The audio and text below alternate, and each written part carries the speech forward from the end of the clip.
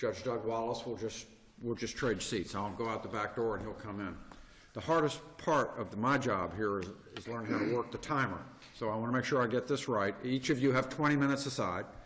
And then, of course, the appellant can reserve up to 5 minutes for a rebuttal argument. So if that's what you want to do, when you approach the podium, just tell me that, and we'll try to get that squared away. So we're ready to start. Our first case is Diane Curvin, Robert Curvin, Stephen Curvin, Appellants versus Chase Home Finance, LLC. Your Honor, with the court's permission, I'd like to remain seated. I'm in a wheelchair, and I'm under doctor's orders to put weight on my right foot. Okay. And I'll speak plenty loudly. No, that's perfectly fine. Yeah. However you're comfortable, sir. I am Stephen H. Curvin. I am counsel for the appellant, and I am one of the appellants. My wife, Diane Curvin, is an appellant, and my son, Robert Lee Curvin, is the third appellant. Mr. Curvin, I'm going to stop you 1 second.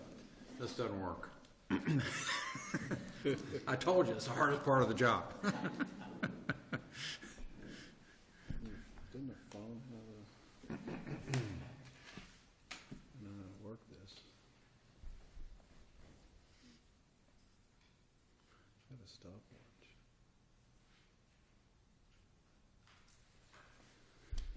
Okay, no.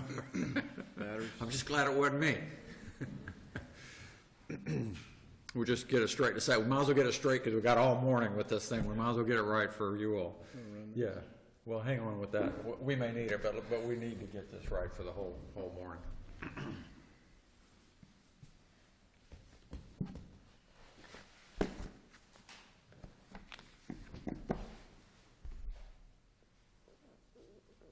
Got it? Okay. We're good. Go ahead, sir. The case is a normal foreclosure action. Chase holds a mortgage on the home that was the subject of the foreclosure and foreclosed, brought the suit. And as the appellee points out, there were 3 defenses raised. The primary one that's at issue today is notification. The appellee would assert that we didn't raise the other 2 in the appeal, but the reason would be that by implication, we didn't reach that point. Notification would then kick in the fact that there was a default being claimed, and then we would have the right to demand reconciliation meeting or possibly to cure the default. But when we got to trial, I was there by myself. Diane Curvin was not there, and Robert Curvin was not there. I testified for myself and the other 2 parties that no notification was received. And it's fairly obvious the judge believed that testimony because he struck my name from the final judgment or proceeded to enter judgment against Diane Curvin and Robert Curvin. We're here on appeal because we feel that it was error for the court not to allow me to testify on behalf of Diane Curvin and Robert Curvin. The appellees would assert that the testimony should not have been allowed anyway because it would have been hearsay. Well, that's the first point in the appeal. My testimony, and I made a brief proffer to the court as to what the testimony would be, is that I am not only the husband of Diane Curvin for 48 years, but I handle all business matters for the family, and I've been handling this particular matter for my son and my wife and myself. So I was not only the lawyer, but I was pretty much their witness as to notification or lack of notification from Chase. Can I just digress a minute and talk to you about that part of it? So the issue was whether or not your wife got notice of this proceeding. And as I understand it, you wanted to basically testify about whether she did or did not get notice. It would seem to me that the nature of your testimony would have to have been hearsay. And if it's not hearsay, explain to me why it isn't. It's not hearsay, and the reason it's not hearsay is because I would have been the one that would handle whether or not she got the notice. I would have testified that I handled all the mail for the family, and any notice would have been received that way. But wouldn't the notice was at my office? Wouldn't the notice have come in the mail? Yes, sir. Okay. Probably. Like I said, the notice I got was at my office. They hand delivered the notice to me at my office. That was notice of the lawsuit. That was notice of the lawsuit. Well, the mortgage itself, the note mortgage, specifies that notice from the lender goes to the mortgage property. the mortgage property is where Robert lived, correct?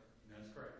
I do not live there. I live Now, at a different address. notice under the note and mortgage, notice can't be changed unless the borrower by first-class mail notified the lender of a different address or designated a different address for notice. Did you do that? There was no change of address.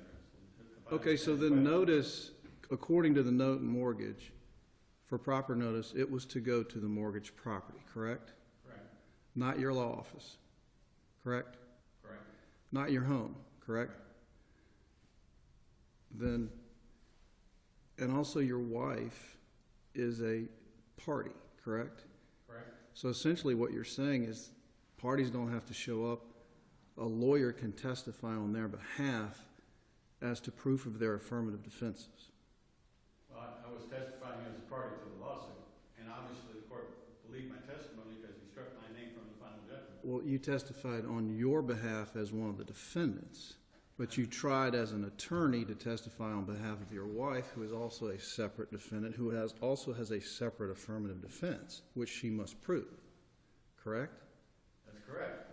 But I wasn't testifying as an attorney. I was testifying as a party to the lawsuit and as the person who handled all the business affairs of both my wife and my son. Well, how is that not hearsay? Because then if you do that, the bank is unable to cross-examine your wife as to her competency, one, and two, as to the actual substance of the testimony as to whether she indeed received notice or not.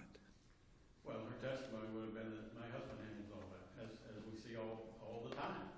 And that's exactly what would have happened. She said, both my son and my wife would have said, my husband and my father handles this for me. I handled it from the beginning of the application for the loan. But if she was asked the question, did you or did you not receive notice, she would have had to give one of two answers, yes or no, right? She just said, I don't really know. I gave all those things to my husband. And that's what I was trying to establish, is that I was the agent, not only as an attorney, but the agent in the sense of a family member who handled all the business affairs of the family. And the court simply, obviously accepted my testimony that I didn't receive anything from those. And my testimony was going to be, my proffer was, nobody received any notification. The first notice we got, as Judge Steve pointed out, was they came to my office with a hand-delivered letter. What I'm trying to understand is rather than confront and cross-examine the records custodian who testified without objection, you didn't object to any of the exhibits admitted into evidence, including the note, the mortgage, the breach letter, and the payment history, and also the proposed final judgment. Rather than cross-examining the records custodian as to the validity and sufficiency of notice, you just didn't object. It was admitted into evidence. So then at that point, you then had your case in chief. Then you needed to prove that there was no notice. And I did. And obviously, Judge Rapkin struck my name from the judgment. Well, we don't have that's not been cross-appealed by the bank, so that's really not the issue here. The issue is, are you able to testify for the other parties as their attorney? And I don't see a case or any authority in Florida that allows that. I think that the issue may be semantics, Your Honor, but I think the issue is, can my wife rely on her husband to testify for her? Does she have to show up in court and say, I don't know whether I got it or not, I'll give that to my husband? If she'd said that, which I submit to you she would have, then I would have been called to testify. She never gave me any notice. I never got any notice. Robert never gave me any notice. We never received it. And in fact, Chase admitted they hadn't any proof of notice. Well, your wife. Your question about the documents is true, Your Honor. Those documents are not objectionable. What's objectionable is the fact that there was an absence of documentation. They couldn't prove they ever gave all three of us no notice. And they had that opportunity. When I testified, they could have cross-examined me. Here's a letter. You don't know whether Robert got it or not. He sent it to his home. None of that occurred, and they had that opportunity. Well, and I think it's a condition preceding of the mortgage. They have to prove that they met the conditions of the mortgage, which was to give Robert, Diane, and Steve notice. But you've also conceded earlier in your argument that the only notice that was required was notice delivered to the mortgage property, which was where Robert lived, and as I can read from your brief, Robert never made a payment, and Robert unfortunately never told you, as the father and co-signer, that he was in default, correct? And that's the very reason that notice should have been given, because then I would have known. And you're right, your statement is correct. But everything that occurred prior to the time they were supposed to give me notice is the reason we were in court. The notice requirement is so we can try to reconcile, we can try to cure the default, we can try to do things to avoid what's happened, which is 5 years of mortgage foreclosure act. But you've conceded, sir, that the notice only had to be sent to the mortgage property, not your law office and not your home. That's true. And they proved that notice was sent. It was admitted. The judge admitted it into evidence, that the letter was indeed sent. Then as my brief says, then it's a question of credibility, and if the judge had allowed me to testify that we didn't get any such notice, then he could have ruled against me. But as it was, Diane and Robert were left without a defense. They weren't allowed to present the witness that they wanted to present, and they weren't allowed to present the testimony that they wanted to present. So in essence, the judge entered a default against them because of lack of evidence, when they should have been allowed to provide that evidence to the court. And if the court accepted my testimony that I didn't receive any such notice, I think it goes without saying that he had to conclude, since I'm the one that would have gotten the notice from Robert or Diane, that there was no notice. I think we've covered more of the points I wanted to cover with the questions and answers, and I'd like to save 5 minutes for rebuttal. Okay. You have more than that, but if you're prepared to stop now, that'd be fine, and we will give you 5 minutes for rebuttal. Okay? I'm prepared to stop now, Your Honor.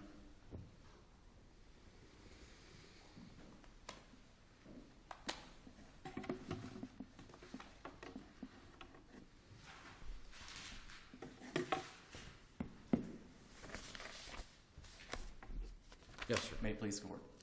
My name is Will Grimsley, and I represent the Appellee Chase Home Finance. There's only one issue for the court's consideration. The issue is whether one defendant in a foreclosure action can testify as to whether another defendant did or did not receive notice of default prior to commencement of foreclosure proceedings. This is an appeal of a final judgment.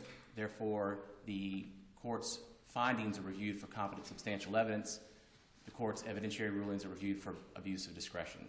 Because the final judgment is supported by competent substantial evidence, and the trial court did not abuse its discretion in declining to consider certain testimony, the final judgment should be affirmed. Maybe it's a side issue, but as a practical matter, the bank's sort of in an awkward position. It's going to be hard to sell that property. With the remaining interest that Mr. Kervin. that is an issue that would have to be addressed after this matter, either through reforeclosure of his particular interest or something of that nature. Okay. You've heard what Mr. Kervin has said. His arguments couldn't be clearer. He basically says that my wife really wouldn't have had any testimony on the issue of notice. She would have said basically that he was the one who knew all about it and would know whether or not notice had been received or not.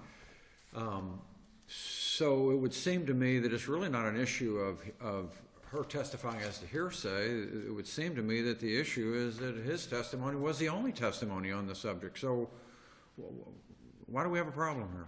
There's a problem, Your Honor, because under Florida Statute 9604, a witness must have personal knowledge of the testimony that's to be given, and that testimony must be supported by evidence.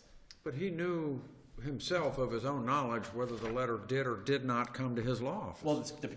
Well, as Your Honor points out, under the mortgage, the default letter was required to be sent only to the property address, and there's nothing in the record that reflects that it was there was a notice of change of address requiring it to be sent somewhere else. But even accepting that, Your Honor, the testimony, I believe the testimony was specifically, I get all the mail, which is ambiguous.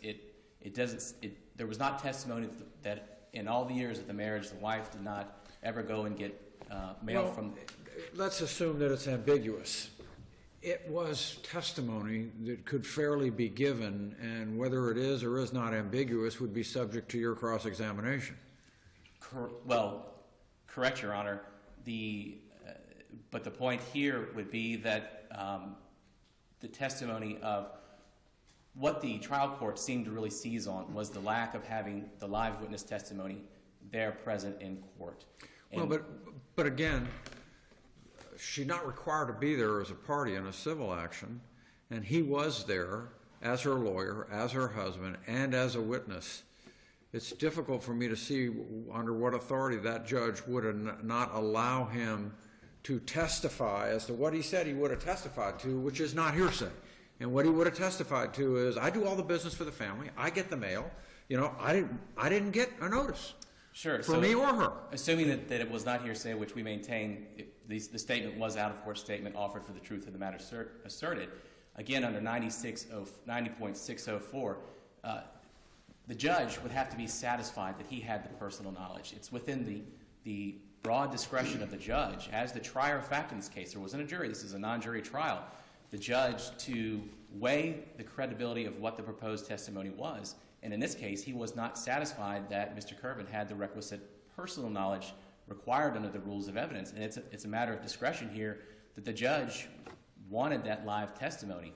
And as a fundamental right, it is of a party to be entitled, or at least have the opportunity to cross-examine a witness. But this was a trial without a jury. Correct. And the issue here is that he was prevented from testifying on this issue, as I understand it.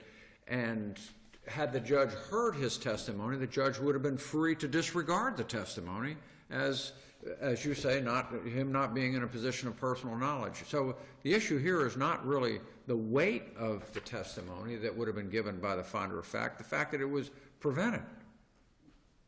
Well, the judge, again, it is within the discretion of the judge to exclude the testimony. The record doesn't reflect the specific reason that he excluded the testimony. He essentially just said, she has to be here to testify. Well, that's even worse, because, you know, while a judge controls what happens in a proceeding, exclusion of testimony is a pretty serious thing, you know, and if there's no reason given by the judge on the record for excluding the testimony, you know, what are we supposed to do? I mean, the judge hasn't given us any reason as to why we should support the ruling that he made, and what we do know is that key testimony was just not allowed in this hearing. Well, if Mr. Curvin's better case is if the notice of default had to go to his home or to his law office. That seems to then be consistent with his testimony that I do all the family business and it comes to my home or it comes to my law office. But as I understand it, the notice of default goes to the property where only, is it Robert? Correct. Is living. Correct. And again, So there's a missing link because the notice does not go to Mr. Curvin at his home or at his law office. correct, Your Honor. So the notice, under the mortgage, the notice was required only to be sent to the property address. That happened in this case.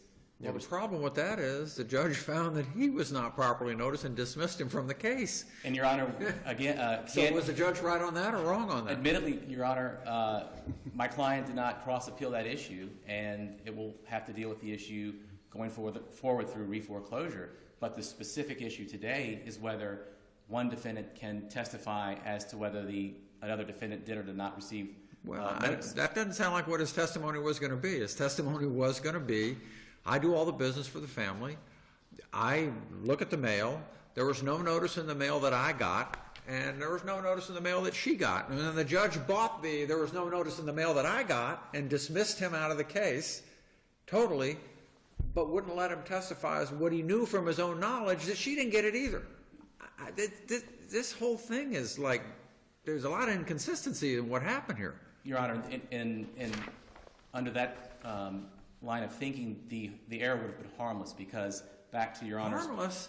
You have a foreclosure proceeding. Well, I say it's harmless because, as under the mortgage, notice was only required to be sent to the property address, which happened here. So had the testimony been allowed, and he said, well, it did not come, that I get all the mail, my wife has never retrieved mail from the mailbox, And so I'm here to testify she didn't get notice at our house, which is not the property address. So even assuming that it was error to exclude that evidence, it was harmless because even accepting that testimony, it would not have satisfied the burden, at least with respect to whether the property whether the notice was sent to the property address. But it was material enough to get him out of the suit. No, Your Honor. Well, again, that's an issue that was not cross-appealed by my clients, and we would contend that there was error there, but there was no cross-appeal on that issue. But the more fundamental error here, or the more fundamental reason here, is the fact that the right to cross-examination is a fundamental right of a party to test the truth of a witness, to examine the interest and motives of the witness. He was there ready to be But cross-examined. she was not. So, Except for she apparently would have had no testimony. well, we don't know that because she was not there, Your Honor. So, you know, and this was really important to the judge, as the record reflects. He wanted live testimony. He wanted to be able to judge her credibility. Many times we judges want things to happen in a trial that the lawyers don't think should happen in a trial. And that's just the way it is. That's the nature of jury questions. Juries all the time ask, why didn't they call this witness? Well, it's their right to call or not call a witness. Why didn't they ask this question? Well, it's their right to ask whatever questions they want to ask. This is no different. Well, Your Honor, it wasn't a jury trial. It was a non-jury trial. And again, the discretion of the judge here was he satisfied that Mr. Curvin had the requisite personal knowledge under the rules of evidence? The answer is no. And as an alternative basis... But you said the transcript doesn't reflect what the judge's reasoning was. Well, our position is that the answer is no, Oh, based on a fair reading of the transcript. And then alternatively, the statement, I did not receive the default letter, is an out-of-court statement offered for the truth of the matter asserted, which would be hearsay. And the final reason for affirming the final judgment is competent substantial evidence supports the trial court's finding. Notice of default was only required to be sent to the property address. The default letter was admitted into evidence without objection. The witness testified that the default letter was sent to Diane Curvin, Robert Curvin, and Stephen Curvin, to which appellants did not object. Therefore, there is competent substantial evidence of compliance with conditions preceding here, that is, default letter sent to the property address, default letter sent to Diane Curvin, sent to Robert Curvin, without evidence to contradict that, and the trial court's findings as a whole were supported by competent substantial evidence, and his evidentiary rulings were not an abuse of discretion. If there are no further questions from the bench, for these reasons, the appellee would request that the final judgment be affirmed. Thank you. Thank you. Mr. Curvin, you have 5 minutes. Yes, Your Honor, thank you.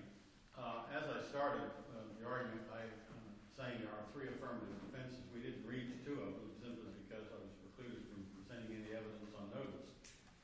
Counsel wants to argue that the judgment should be affirmed, and I'm suggesting to the court, and as the questions indicate, we didn't get that far.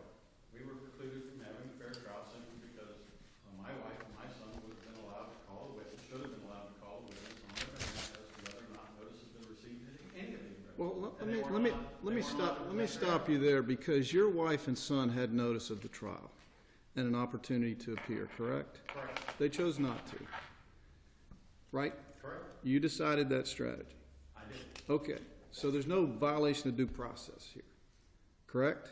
I disagree. Well, because I'll point out in the record, no, hold on, let me finish. Let me point out in the record, because you testified in this record. When you were finished testifying, the judge said, I'll find that notice of acceleration was inadequate as to you, and orders that your name be stricken from the order. And then, it's only then do you say, I was testifying on behalf of my wife. You never notified the court that you were going to testify for your wife, you were going to be called as a witness for your wife or anything, until the court rendered its decision. The only thing you said is, we live together, everything I do together. What proffer did you make